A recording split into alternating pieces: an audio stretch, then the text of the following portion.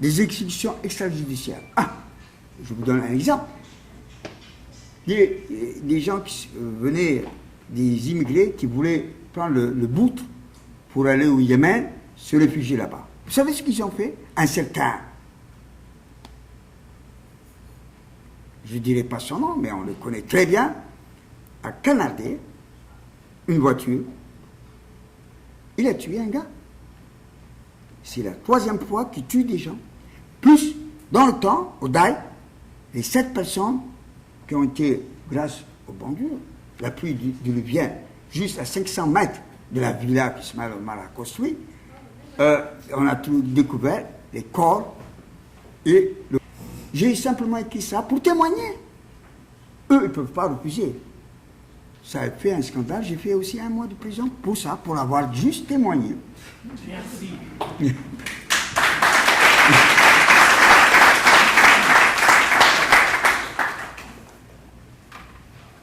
Là, on ne dit jamais merci, parce que c'est mon devoir. Donc, les disparitions, tout ça. Mais, comme on dit chez nous, et je ne sais pas, il y a quelqu'un avant moi qui a parlé que chacun mata est-ce que si Somalia.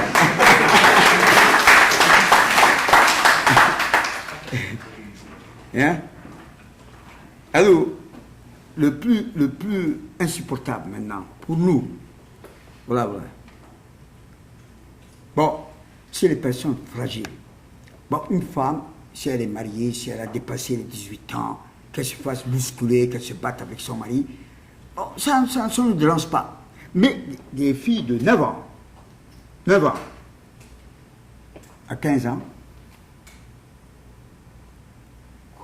parce qu'elles ont faim, parce que les parents n'ont pas, même les parents, des fois, ferment les yeux, parce qu'ils ont un peu d'argent, est-ce qu'on peut accepter la pédophilie, la prostitution?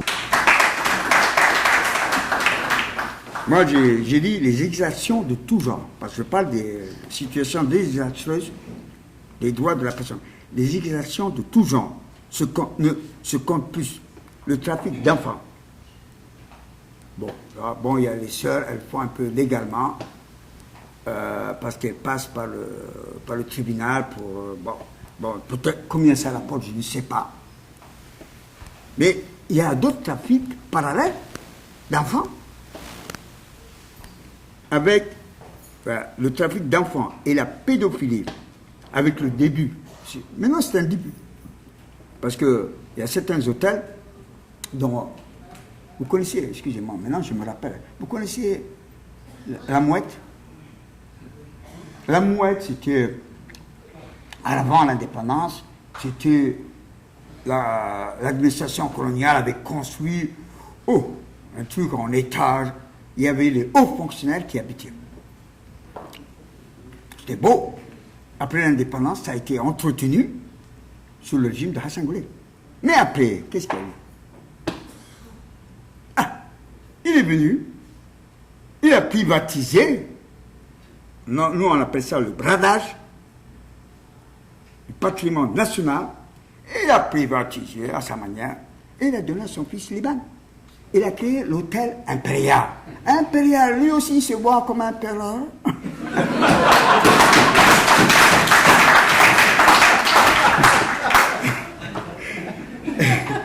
Donc la pédophilie existait là.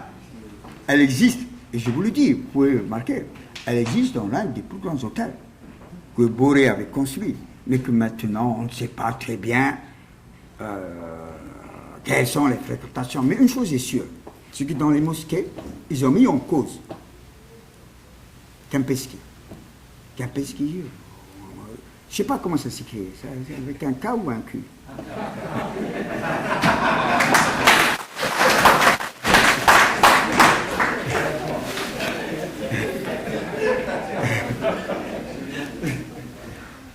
Bon, revenons à nos moutons. Ça, c'est... Je suis préoccupé. Je suis là. J'essaie de vous décontracter. Parce que quand quelqu'un a un peu souffert, bon, je suis sorti de prison, je Je regarde Internet, qu'est-ce que je vois? En plein hiver avec des montagnes de glace, les Djiboutiens qui crient là, qui manifestent. Je dis, ah bon, ils existent là. C'est pour cela que je veux vous dire du plus profond de mon cœur, merci. Bon, maintenant, revenons à nos moutons. Permettez-moi de vous soumettre ma vive préoccupation actuelle face au risque d'une proche explosion sociale. Pour me dire, vous ne nous avez pas informé. Moi, je le sens. Avec tous les dérapages d'un conflit armé. Je vous donne tout simplement lecture de l'introduction d'une dépêche qu'hier, par Internet, un jeune militant de l'UAD qui se considère comme Al-Shabaab, tu sais, les jeunes, hein? Al-Shabaab, pour eux, les jeunes patriotes, ouais, ou jeunes patriotes djiboutiens, m'a envoyé en guise de participation à nos côtés pour nous aider à trouver des solutions afin de sauver notre patrie. Moi, je parle de... Quand j'ai lu ça, j'essaie de le situer. Ça, c'est mes commentaires à moi. Al-Shabaab, parce que Al-Shabaab, les premiers Al-Shabaab, c'était pas la Tunisie, c'était pas l'Égypte. Les vrais Al-Shabaab, c'était à Mogadiscio. Parce que ça veut dire quoi, Al-Shabaab? C'est pas le jeu. Après, oui, quand on vous tient la gorge, alors, comment il s'appelle celui qu'on a tué, là, qu'on a jeté dans la mer, là?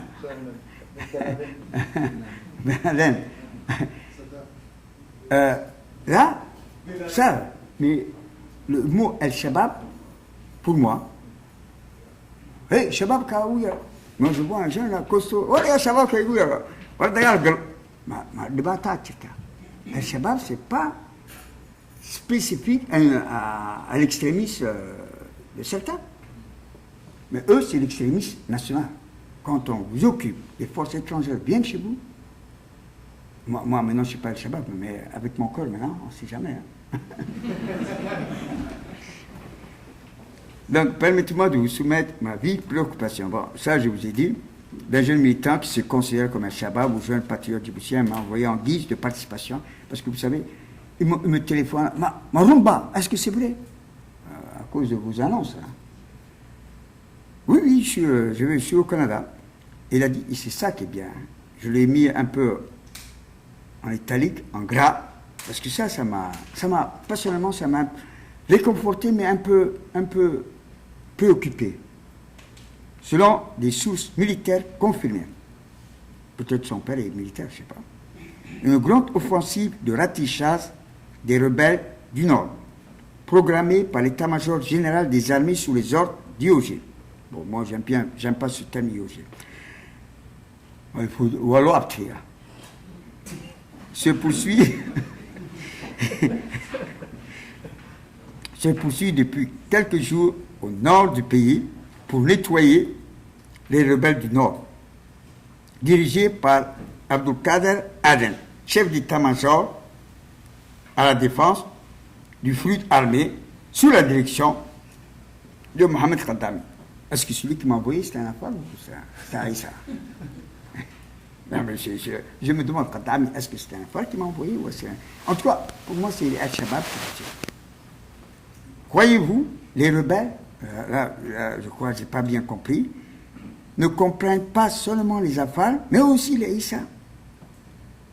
De même, ils ne sont pas installés seulement au nord, mais aussi au sud, de l'est à l'ouest. Cela constitue même une sorte de guérilla et partout face à une pseudo-armée gouvernementale. Et c'est ce qui m'intéresse, c'est la suite. Qui a oublié l'essence même, c'est pour cela que je vous donne cette lecture, qui a oublié l'essence même de sa création et les valeurs de sa légitimité et de sa légalité, qui est autre que la défense de la patrie et de la garantie de la Constitution contre tout homme, quel que soit, ou tout ennemi qui s'attaque à la souveraineté nationale et à l'intégrité territoriale de notre pays. Donc, moi, Ça, je ne sais pas qui fout tout ça, si ça sérieusement, ce n'est pas mon problème. Mais ce que je veux, c'est la valeur de nos troupes à Djibouti. Il faut que l'état-major, à commencer par les deux généraux qui sont à la retraite, mais qui ne veulent pas aller à la retraite, tous doivent comprendre que Djibouti, il y a un seul drapeau. Tous doivent comprendre qu'il y a une constitution.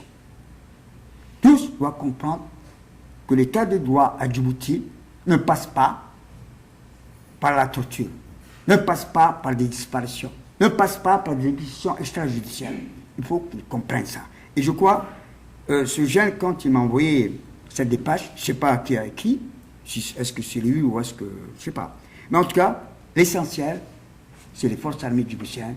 Il faut qu'ils se redressent, qu'ils prennent leur tenue en tant que militaires, mais pas en tant que serviteurs d'un dictateur.